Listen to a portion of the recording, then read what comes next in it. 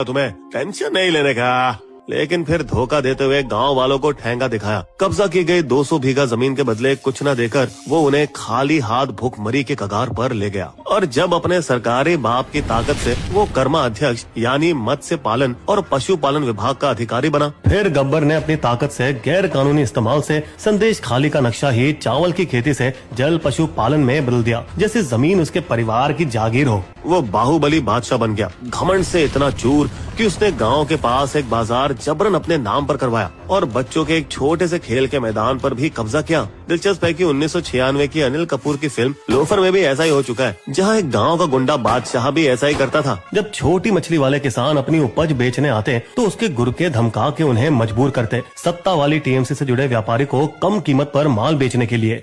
उसने किसानों से लूटी रकम से अपने लिए एक आलीशान फार्म हाउस बनाया, वो भी आदिवासियों से जब्त की गई जमीन पर, कोलकाता से सुंदरवन तक बसंती हाईवे के पास।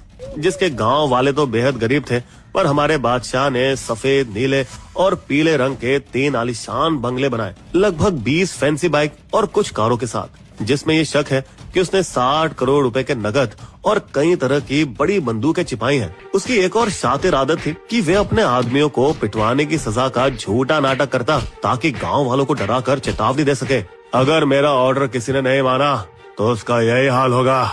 और उसका फैसला शाहजहां की अदालत में कानून था, जिसमें लाचार गांव वाले अपने झगड़ों को सुलझाने के वास्ते आने के लिए मजबूर थे, क्योंकि उसने पुलिस को उनकी बात न सुनने वाला निकम्मा बना दिया था। सिर्फ पुलिस ही नहीं, यहाँ तक कि संदेश खाली के टीएमसी विधायक को भी उसके सामने सर झुकाकर बात करनी पड़ती, जैसे वो ही वहाँ की सरकार हो। हाँ, एक बार जरूर लगा कि उसका राज समाप्त हो जाएगा, जब भाजपा 2019 के चुनाव में बंगाल में 40 में से 18 सीटों पर कब्जा करने में बढ़ने लगी। भाजपा के खतरे